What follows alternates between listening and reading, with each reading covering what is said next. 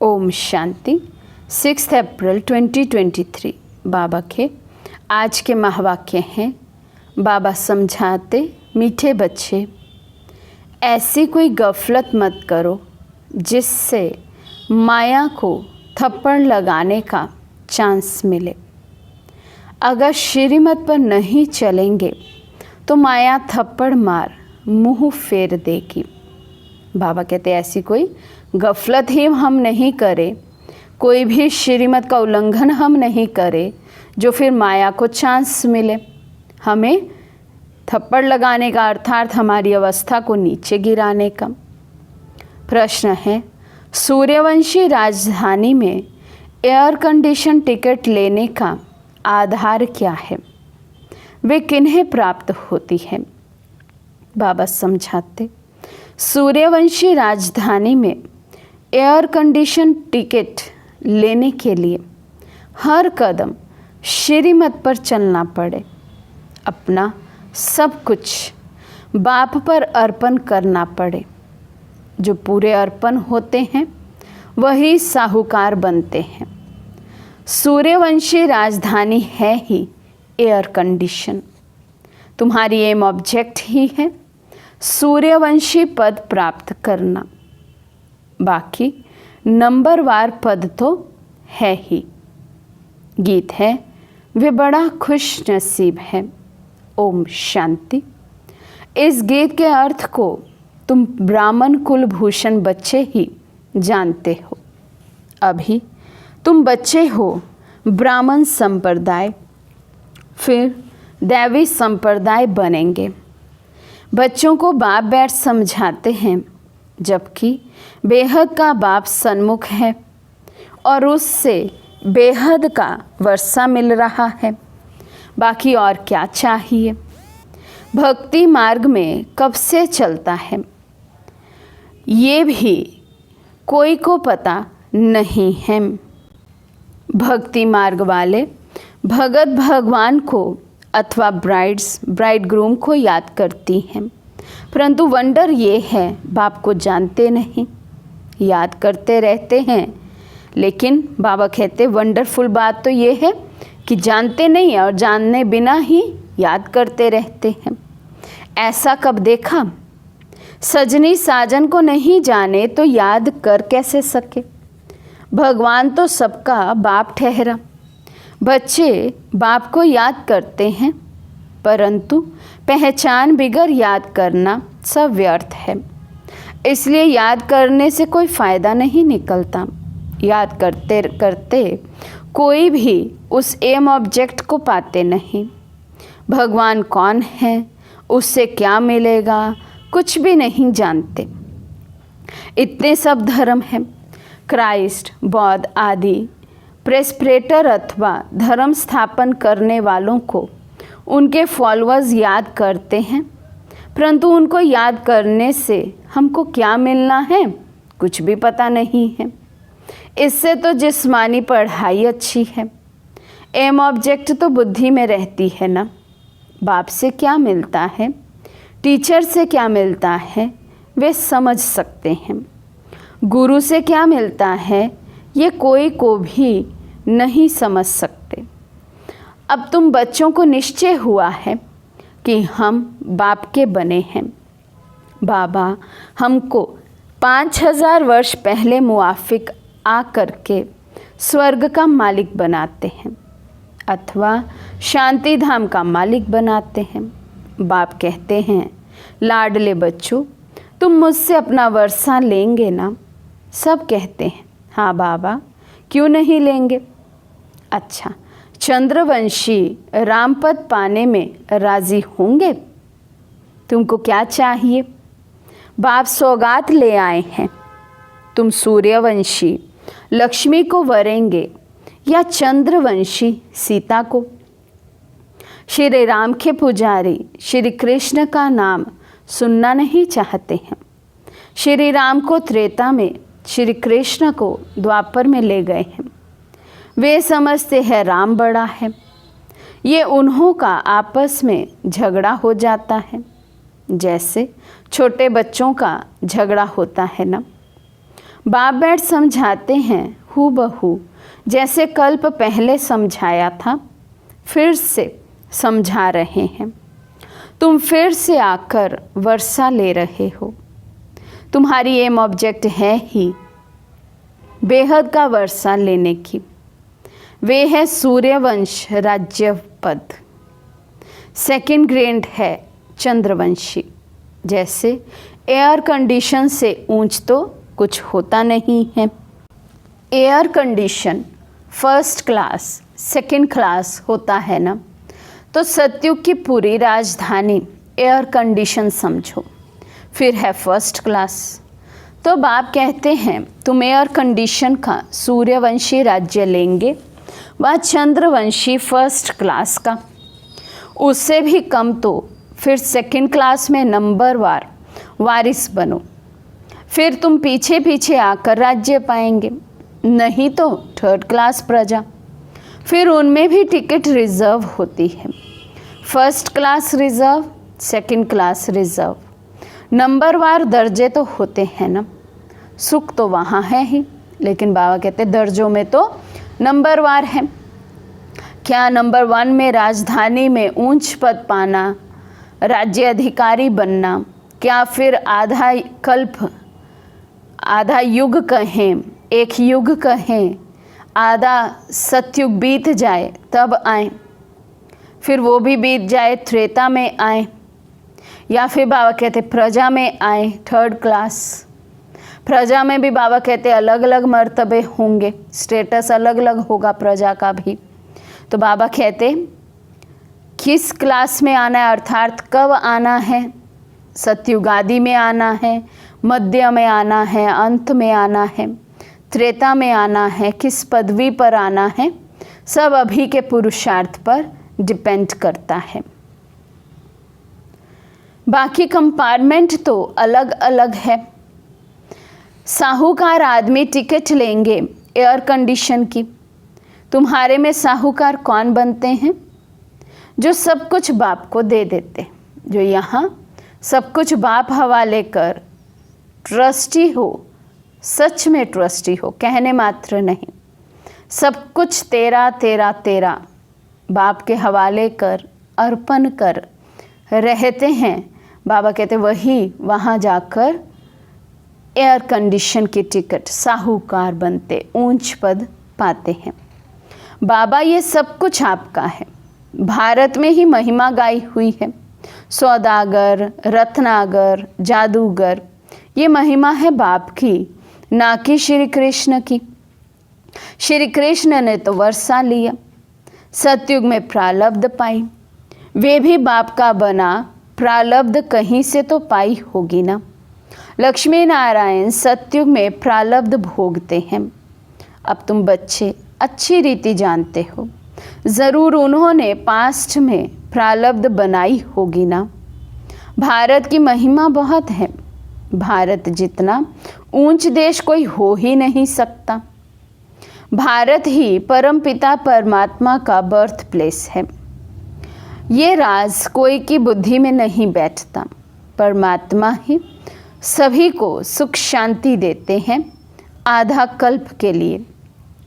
Bharat number 1 तीर्थ है, परंतु गीता में नाम डाल दिया है श्री कृष्ण का, इसलिए इसका मर्तबा कम हो गया है। नहीं तो सभी मनुष्य उस बाप को ही मानते और कोई पर फूल नहीं चढ़ाते। सर्व का पतित पावन बाप, उनका सोमनाथ मंदिर है। शिव पर ही सभी आकर माथा टेकते हैं, परंतु ड्रामा अनुसार एक बाप को भूलने से सृष्टि की हालत कैसी हो गई है, इसलिए शिव बाबा आते हैं। कोई तो निमित्त बनते हैं ना। अब बाप कहते हैं अशरीरी भव, अपने को आत्मा निश्चय करो। मैं आत्मा किसकी संतान हूँ ये कोई जानते नहीं है। वंडर है ना। कहते भी हैं ओ गॉड फादर रहम करो। शिव जयंती भी मनाते हैं, परंतु वे कब आए थे ये कोई को पता नहीं है। ये 5000 वर्ष की बात है। बापी आकर नई दुनिया सतयुग स्थापन करते हैं। सत्युग की आयु लाखों वर्ष तो है नहीं। बाप बच्चों को कितना सहज कर समझाते हैं। सिर्फ याद करो, गृहस्थ व्यवहार में रहते कमल फूल समान बनो। विष्णु को ही सभी अलंकार दिए हैं, शंख भी दिया है, कमल पुष्प भी दिया है। वास्तव में देवताओं को ये अलंकार थोड़ी दिए जाते हैं। ये कितनी गुहिया गंभीर बातें हैं। है ब्राह्मणों के अलंकार, परंतु ब्राह्मणों को कैसे देवें? आज ब्राह्मण है, कल शूद्र बन पड़ते हैं। ब्रह्मा कुमार से शूद्र कुमार बन पड़ते हैं। माया देरी नहीं करती है। अगर कोई गफलत की, बाप की श्रीमत पर ना चला, बुद्धि खराब हुई, तो माया अच्छी तरह चमाट मार मुंह फेर देती है। मनुष्य गुस्से में आकर कहते हैं ना, थप्पड़ मार मुंह फेर दूंगा, तो माया भी ऐसी है। बाप को भूले और माया 1 सेकंड में थप्पड़ लगाए मुंह फेर देती है। जैसे 1 सेकंड में जीवन मुक्ति पाते हैं, ऐसे सेकंड में जीवन मुक्ति खत्म कर देते हैं। कितने अच्छे अच्छे को माया पकड़ लेती है। देखती है कि कहाँ गफलत में है तो झट थप्पड़ लगा देती है। बाप तो बच्चों का मुंह पुरानी दुनिया से फेर कर नई दुनिया तरफ करते हैं। लौकिक बाप कोई गरीब होता है, पुरानी झोंपड़ी में रहता है, फिर नया बनाते हैं, तो बच्चों की बुद्धि में बैठ जाता है कि बस अब नया मकान तैयार होगा, हम बैठेंगे, ये पुराना तोड़ देंगे। तुम्हारे लिए भी अब बाप ने हथेली पर बहिशत लाया है, वह वैकुंठ लाया है। कहते हैं लाडले बच्चे आत्माओं से बात करते हैं। इन आँखों द्वारा तुम बच्चों को देख भी रहे हैं। कश्मीर में ब्राह्मण लोग बहुत होते हैं, श्राद्ध आदि भी वहाँ खिलाते हैं। ब्राह्मण में आत्मा को बुलाते हैं। ये सभी साक्षात्कार का राज रखा हुआ है। ऐसे नहीं कि आत्मा कोई से निकल कर आती है। अपने बड़ों की आत्मा को बुलाते हैं, उनके लिए सभी कुछ तैयार रखते हैं। समझते हैं फलाने की आत्मा आएगी। फिर उनसे पूछा भी जाता है, आगे आत्मा बोलती थी। फिर उनसे पूछा जाता है आप राज़ी खुशी हैं? वे सुनाती है। ये भी ड्रामा अनुसार चलता है। कभी कभी बताते भी हैं मैंने फलाने घर में जन्म लिया है। ये सब साक्षात्कार की रीति ड्रामा में बनी है जो रिपीट होती है। बाकी आत्मा कोई आती नहीं है। आगे टेबल में भी बुलाते थे। बाबा को सभी अनुभव है। अब टेबल में तो आत्मा आ ना सके। जिसने जो कुछ किया है वे ड्रामा में था सो हुआ। ड्रामा को कितना अच्छी रीति पकड़ना पड़ता है। भोग लगाया जाता है, आत्मा को बुलाया जाता है। ये सभी ड्रामा में नोंद है। इसमें संशय की कोई बात नहीं। नए आदमी ना समझने के कारण मूंझते हैं। बाप जादूगर भी है। समझाते हैं मैं भी ड्रामा के वश में हूँ। ऐसे नहीं ड्रामा के बिगर कुछ कर सकता हूँ, नहीं। बच्चे बीमार पड़ते हैं, ऐसे नहीं मैं ठीक कर दूँगा, ऑपरेशन कराने से छुड़ा दूँगा, नहीं। कर्म भोग तो सभी को भोगना ही है। तुम्हारे ऊपर तो बोझा बहुत है, क्योंकि तुम सभी से पुराने हो। सतो प्रधान से एकदम तमो प्रधान बने हो। अब तुम बच्चों को बाप मिला है तो बाप से वर्षा लेना चाहिए। तुम जानते हो कल्प कल्प हम ड्रामा अनुसार बाप से वर्षा लेते हैं। जो सूर्यवंशी चंद्रवंशी घराने के होंगे वे अवश्य आएंगे। जो देवी देवता थे फिर शूद्र बन गए हैं, फिर वही ब्राह्मण बन दैवी संप्रदाय बनेंगे। ये बातें बाप बिगर कोई समझा ना सके। बाप को बच्चे कितने मीठे लगते हैं। कहते हैं तुम वही कल्प पहले वाले मेरे बच्चे हो। मैं कल्प कल्प आकर तुमको पढ़ाता हूँ। कितनी वंडरफुल बातें हैं। निराकार भगवानु वाच, शरीर से वाच करेंगे ना, शरीर अलग हो जाता है तो आत्मा वाच कर ना सके, आत्मा डिटैच हो जाती है। अब बाप कहते हैं अशरीरी भव। ऐसे नहीं कि प्राणायाम आदि चढ़ाना है, नहीं, समझना है मैं आत्मा अविनाशी हूँ। मेरी आत्मा में 84 जन्मों का पाठ भरा हुआ है। बाप खुद कहते हैं मेरी आत्मा भी जो एक्ट करती है वे पाठ सारा भरा हुआ है। भक्ति मार्ग में भी वही पाठ चलता है। कोई ने शराब पिया ही नहीं है तो टेस्ट का पता कैसे हो सकता है। ज्ञान भी जब लेवे तब पता पड़े। ज्ञान से ही सद्गति होती है। बाप कहते हैं मैं सर्व का सद्गति दाता हूँ। सर्वोदया लीडर्स है ना, कितने किस्म किस्म के हैं। वास्तव में तो सर्व पर दया करने वाला बाप है ना। सभी कहते हैं हे भगवान रहम करो, तो सभी पर रहम वे करते हैं। बाकी सब है खुद के रहम करने वाले। बाप तो सारी दुनिया को सतो प्रधान बनाते हैं, उसमें तत्व भी आ जाते हैं। ये काम एक परमात्मा का ही है। तो सर्वोदया का अर्थ कितना बड़ा है। एकदम सर्व पर दया कर देते हैं। स्वर्ग की स्थापना में कोई दुखी नहीं होता है। वहाँ नंबरवार फर्नीचर वैभव आदि मिलते हैं। दुख देने वाले जानवर मक्खी मच्छर आदि कोई नहीं होता। यहाँ भी बड़े आदमी के घर में कितनी सफाई होती है। कभी तुम मक्खी नहीं देखेंगे, कोई मच्छर घुस ना सके। स्वर्ग में कोई की ताकत नहीं जो ऐसे गंध करने वाली कोई चीज़ हो, नहीं। नेचुरल फूलों आदि की खुशबू रहती है। तुमको सूक्ष्म वतन में शिव बाबा शुभी रस भी पिलाते हैं। अब सूक्ष्म वतन में तो कुछ है नहीं, ये सभी साक्षात्कार है। वैकुंठ में कितने अच्छे फल बगीचे आदि होते हैं। सूक्ष्म वतन में थोड़े ही बगीचा रखा है। ये है सभी साक्षात्कार। यहाँ बैठे हुए तुम सभी साक्षात्कार करते हो। गीत भी बड़ा फर्स्ट क्लास है। तुम जानते हो हमको बाप मिला है और क्या चाहिए। बेहद के बाप से बेहद का वर्षा लेते हैं तो बाप को याद करना चाहिए। बाप की मत मशहूर है, श्रीमत से हम श्रेष्ठ से श्रेष्ठ बनेंगे।